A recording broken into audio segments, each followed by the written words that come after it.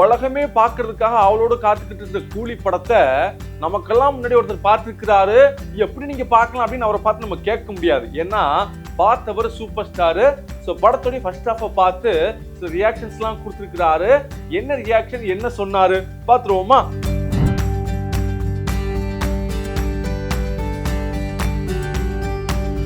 ரஜினிகாந்த் அவர்கள் தமிழ் சினிமாவில் மட்டும் சூப்பர் ஸ்டார் கிடையாது, ஒட்டுமொத்த இந்தியாவுக்குமே அவர் தான் சூப்பர் ஸ்டார். என்ன காரணம்னா 80s இருந்து 90s இருந்து இப்போ வரைக்கும் அவருடைய படங்கள் எவ்வளவு பெரிய பிளாக் பஸ்டர் ஹிட் ஆகுது அப்படின்னு நமக்கே தெரியும். குறிப்பா அவருடைய முந்தின படங்கள் ஜெயிலர்லாம் எத்தனையோ கோடி கலெக்ஷன் ஆச்சு அப்படின்னு அபிஷியலாவே சொல்லியிருந்தாங்க.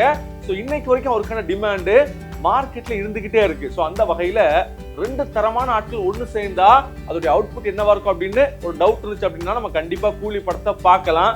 ஏன்னா லோகேஷ் கனகராஜ் அவருடைய டைரக்ஷனுக்கு ஒரு மிகப்பெரிய ஃபேன் பேஸை வச்சிருக்கிறாரு. அவரு லியோ படத்துல இருந்து வந்திருக்கிறாரு.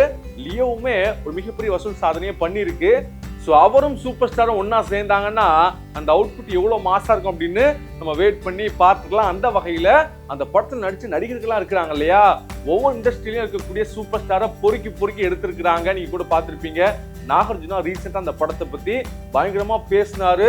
அந்த படத்துல லொகேஷன் வேற மாதிரி காட்டியிருக்கிறாரு, படம் தீயா இருக்கும் அப்படிங்கிற மாதிரி சொன்னாரு. அதே போல இன்னொரு பக்கம் பாத்தீங்கன்னா ஆமீர் கான், அவரு பாலிவுட் கிங்கு, அவரு பாத்தீங்க அப்படின்னா அவரு ரொம்ப அழகா புகழ்ந்து இந்த படத்தை பத்தி பேசிக்கிட்டே இருக்கிறாரு. இது இந்த படத்துக்கு இருக்கக்கூடிய எதிர்பார்ப்பை அப்படியே எகர வச்சுக்கிட்டே இருக்குது.